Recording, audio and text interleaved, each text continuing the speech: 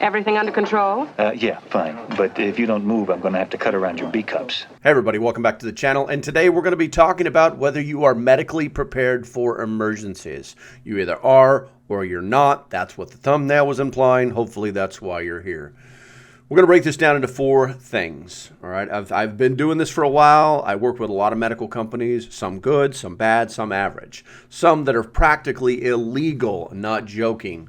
I don't work with them. I talk to them and say, leave me alone. Anywho, there's basically 4 things that you have to at least put your brain housing group into overdrive about when you want to talk about medical preparedness during an emergency. Now, the first one is going to be pharmaceuticals. The next one will be basic life-saving skills and basic life-saving or basic first aid equipment. And then you've got basic trauma supplies and training. And then going way out there, and some people do it. I have done it myself, but I actually have a little bit of training. Field surgery, suturing, and some expectations, maybe the required gear and equipment. So with that said, let's go ahead and start with the first thing.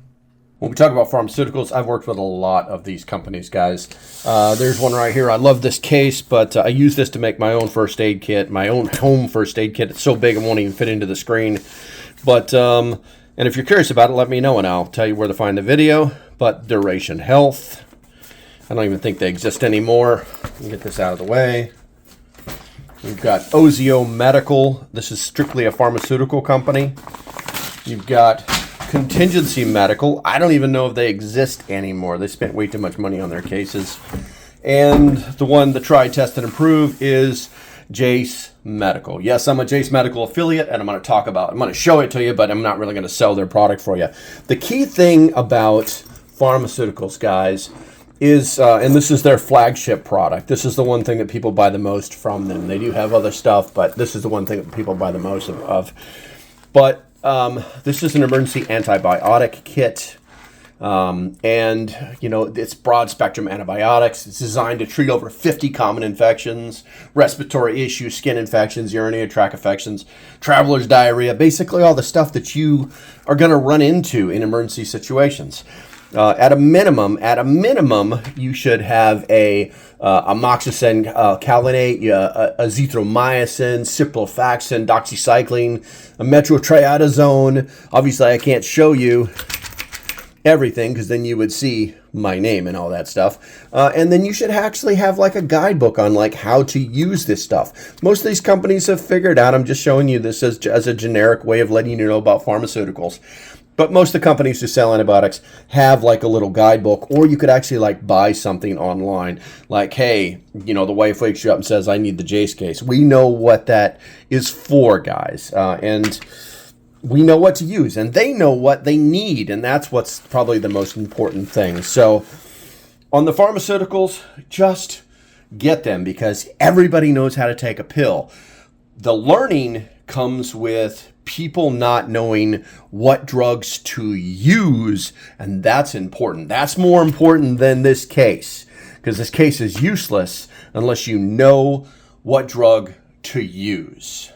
Okay, hopefully you guys got something out of that. Now, let's move on to the next thing. Basic life-saving skills and first aid equipment. Well, I'm going to show you some equipment, but first let's talk about some basic skills that you better have. CPR, stop the bleed training, choking response. There's actually gadgets for the untrained, and obviously treating some shock. I think it's important that we make sure that we remember just because we buy some of these tools that they are not the end-all be-all, that the training is more important than the tools. Either you go to a reputable company that will teach you how to save somebody's life when they've got their friggin' hand cut off or something like that, or you educate yourself on YouTube on the basics. I do not recommend you learning how to, do open chest surgery on YouTube. I don't think it's going to end up the way you want it to end up. So let's go ahead and take a look at some of the equipment now that we've talked about the training and where to get it. So with basic first aid skills, most people don't have the training that they need. They haven't spent 5 minutes on YouTube. They were never Boy Scouts. They have no idea about basic first aid in this generation. So the tools are going to be important, but, you know, like we were talking about before, CPR, stopping the bleeding, choking response, treating for shock. These are all some very basic things for most people, you know. So I guess the first piece of equipment that most people, you know, it's like a lot of people have heard about the Heimlich maneuver, but have no idea how to really do it. If you don't, you can actually buy one of these things right here. This is what they call a life vac. You cannot buy these on Amazon, guys. I'll try and find a link for you. But the general idea is that I keep this hanging inside my office, and you hook up one of these. I think this is the medium, or this is the practice mask. So it's perfect. Come here, you, practice mask. You literally just have this ready to, sitting inside your office, ready to go. You go up to the patient, you put it on their face, make sure that they're not physically or visually obstructed, push down, and when you pull, suction. It sucks whatever's in them right out of them, okay? So you can buy one of these things. They're reasonably priced, I think. But for the people who don't know how to do the Heimlich maneuver, they're absolutely perfect and can save your kid's life. There's even one in there for kids, an adapter. I guess the next piece of equipment that I want to show you, everybody's seen these guys, basic first aid kit. Most people don't even have one in their house. So whatevers, right? Then there's people who not buy, but like, the beast is back. They make their first aid kit. This one I made myself. Let me make sure there's nothing on the prescriptions you can see. I don't think so. I've got some basic prescriptions inside of here. Yeah, this is good. This is maybe too big, but it's got the very basic stuff in there. Wound care, you know, up on the front. We've got some basic medications, tweezers, you know, stuff like that, you know, adhesive bandages, various sizes, you know, gauze pads, you know, rolls for wound dressing, you know, the antihistamines, you know, the thermometer, it's all inside there. And then here in the bottom, we've got a little bit more detailed stuff here. I've even got an Israeli bandage in there that I use for training.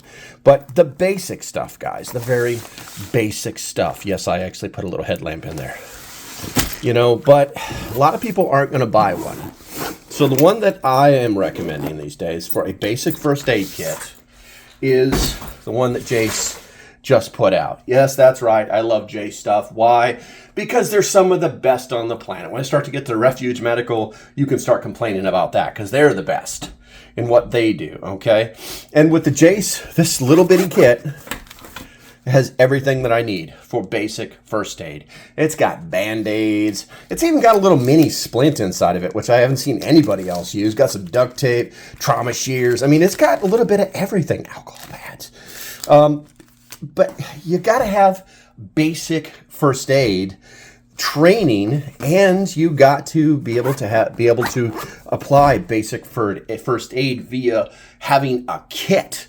Now, if you're not going to go and get a kit, you know what I'm saying? Or you're not going to build one yourself. And please do not rely on those damn first aid kits that you find at Walmart. They're not good enough. They are not good enough, and most of them are made in China. All right, so get yourself a basic first aid kit. Don't care where you get it from. Don't care where you buy it. Just get one and make sure that it's got the stuff inside of it that is going to do the job along with the training that you got. And you should have a first aid kit in your home, your car, your bug out bag, and you should practice these skills regularly. You know, apps online, videos they can help refresh your knowledge. Do something now, otherwise you're not prepared for an emergency. All right, so trauma supplies and training. We talked about training before, how important it is. Well, if you don't have the tools in the trauma situation, you could really be like, oh, what am I going to do? Make a tourniquet out of a dollar bill and a ballpoint pen? I don't think it's going to work out for you the way you want it to. So some of the key things that you probably need to do, obviously, get some basic trauma training. I know that I talk about Refuge Medical all the time. I think they have the best training. They also have online training courses that are spot on.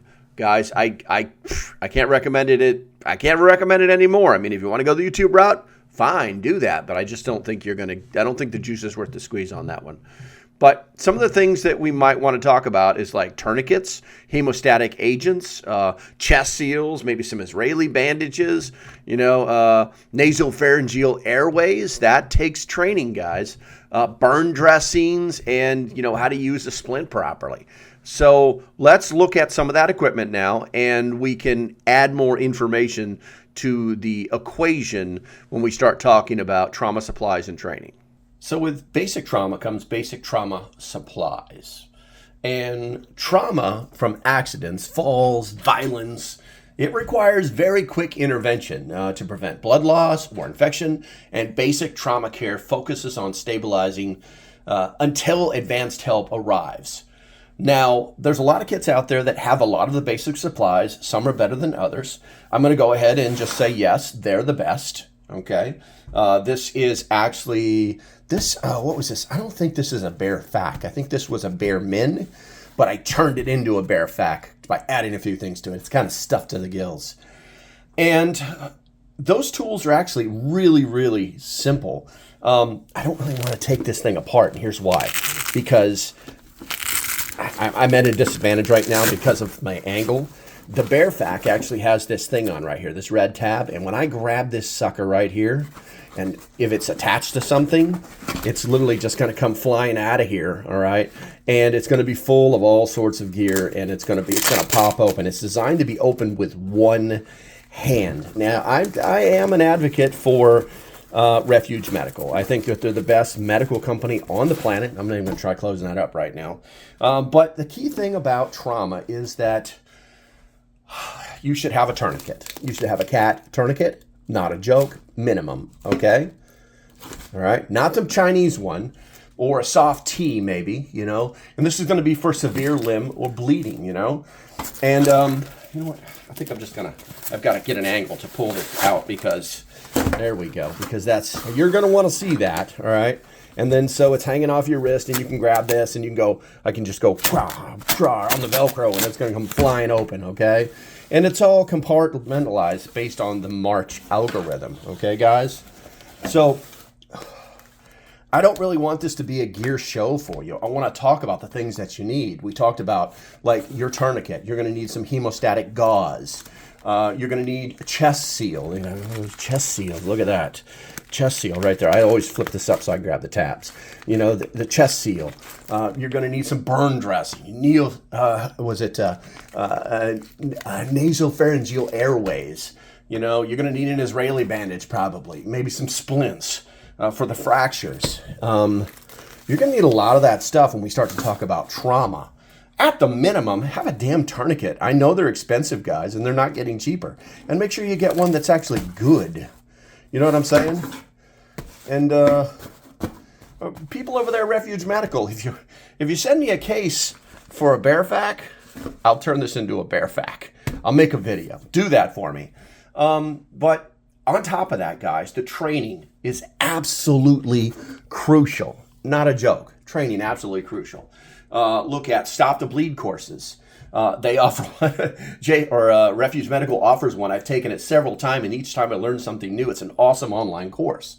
There's also tactical casualty care classes, and these are going to teach the March protocol. What's that? Massive hemorrhage control, airway management, respiration, circulation, hypothermia prevention. And there's another letter that they keep adding. They keep adding letters to this thing, and I'm not going to tell you what that is. Do your own research.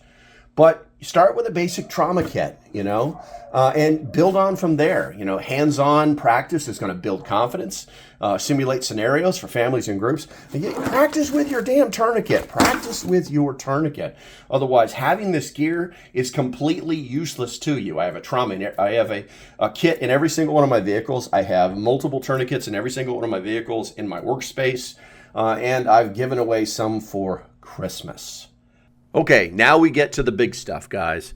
Field surgery and suturing, expectations, required gear, and equipment. Now, uh, the general idea is that we don't make holes; we close holes. So we shouldn't be cutting anybody open. But if we do, then we're probably going to need a lot of frickin', probably a couple of buckets worth of gauze. I've made videos about this before in the past. There's a company out there that'll take care of you on this.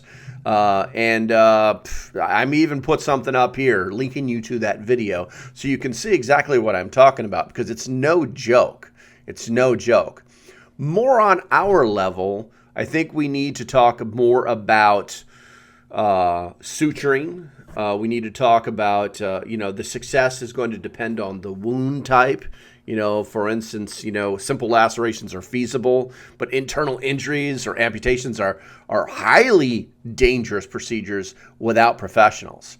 And the idea is that healing is going to take time. And if you've ever seen anybody with a large, very gaping, or a wound that is bleeding constantly, because that's just what's going to happen. For instance, people that have appendicitis and they get their appendix taken out, the wound is almost never closed up now. It's always left open, and it just slowly seals, and you have to change those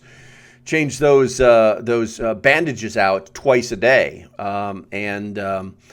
Yeah, you have to know the right kind, otherwise you could really mess them up. So simple training like that. And then there's some legal and ethical notes, that emergencies, Good Samaritan laws, they may protect you, but, training certifies competence. Yes, Your Honor, I have been trained at the school of holy crap, this is super secret medical stuff, and here's my certificate. Well, I guess he knew what he was doing. You see what I'm saying? There's some stuff that's required for a field surgery kit, and let's just go ahead and let me show you the equipment. When people think about sewing other people up, there is a vast difference between being able to do it and thinking you have the ability to do it. Now, suturing closes clean wounds, reduces bleeding. Its success depends on the wound type. The simple lacerations are feasible. The healing can take weeks once you've sutured somebody up. And there's a lethal and ethical notice. The Good Samaritan laws won't necessarily protect you, but if you've got that certificate, which I don't even know where you would get, then you're going to be good to go. But when people think about suturing, they generally think about that. Okay? Now, suturing requires certain tools. All right, I'm going to open this up here just so you can see some of the things. Let me fold that back. Let me fold this back so you can see what's going on here. There we go. You're going to need sterile sutures, which doesn't, well, actually there's like one or two in this kit, the way it was issued, but I don't know. Well, let's just say when these kits come to you, it's questionable. It's questionable, okay? Let me put that back in there. Get it out of the way. Let me get this stuff out the way. So you're going to need needle drivers, also known as hemostats, and these are for holding and guiding. You're going to need forceps to handle the tissue. You're going to need scalpels, maybe. Maybe you have to do an incision, which is unlikely, or maybe what they call a debridement. Look it up. Now, you're going to need irrigation syringes, which don't come in this kit. You may need some betadine, some gloves, maybe some drapes or a headlamp for visibility. Staplers, is a quicker alternative for some wounds. But the bottom line is none of those come in this, and a lot of people buy these and have no idea what they're just like, I'm just going to sew it up, man. And it's a huge, huge mistake. Now, the other thing to think about too with sutures or sewing somebody up is that it's going to take a lot. Real surgery requires so much gauze that you wouldn't even know. And then afterward, the recovery, the amount of gauze that you need to keep a wound clean and dressed properly over a period of time where the person can actually heal enough to maybe move is ginormous. We're talking about buckets of stuff. And so I'm going to put a video. Oh, wait, I made a video a long time ago about, these people right here, and how they actually have buckets for recovery and for surgery. Now, if you want to watch that video, I will make it like pop up someplace, or maybe I'll put a link in the description, something where you can actually see what comes in one of these things and give you a better idea of what you're going to need. Highly recommend you either watch the video or learn from somebody else, but definitely you definitely need to know what real surgery is all about. And it's not about these little green kits, because these things will just get you in trouble, because they offer zero training, and half the stuff you really need is not in here that you could find in like a regular surgical bucket for real. So with that said, training, guys, training. One of the ways that I get past some of those things is I buy things like this. What do we got here? Suture Practice Kit. Remember we talked about the list of things that we need? Well, we're going to need all these tools. We're going to need some stuff to sew people up with, maybe some blades and some of this other stuff. You know what I'm saying? Tested and approved, medically grade steel, trusted. And oh, by the way, it's the same stuff. Just because it says practice on it doesn't mean squat. It's the same stuff that you're going to find inside that little green kit that'll just get you in trouble. Oh, look, it's a little kit, but it's not green, right? It's not green. Look. Can you guys remember what was in that little green kit? Can you remember that? Did it look like these kind of tools? Maybe some forceps, maybe some needle drivers, scalpel, tweezers. It's the same thing, guys. It's the same thing. And you get all of this. Oh my God, look at that. What is this? Braided silk, nylon non-flated, polypropylene, and oh, by the way, if you guys have seen a suture, they come with their own needles attached to them, guys. Oh, we've got some blades for cutting if we want to. What do we got down here? We got a pad for like sewing up. Oh my God, it's like we don't even have to cut it. What's going on with this? Different type. Oh look, see my messes, see my training messes there, guys. And oh, by the way, they've got a little stand for you to put it on, and this is even for doing it on people like bent skin, because when the skin bends like around your appendages, yeah, guys, listen, please listen to me. If you're going to think that you're going to turn yourself into the MASH, the 4077 MASH, if you're old enough, you know. If you think that you're going to solve all of your suturing problems at the end of the world with a little green kit, you're probably not. Okay, guys, so the medical preparedness that we've talked about is basically layered. Now, we're starting with the meds. That's really easy to do, just knowing how to do it. Get your field guides, get your books, get your understanding of what medications do, and then, maybe build some basic skills, have some basic kits, and then maybe move on to some kind of trauma training, And I think that if you assess your needs and you stock up responsibly and train consistently, you're going to be ready for emergency medical situations.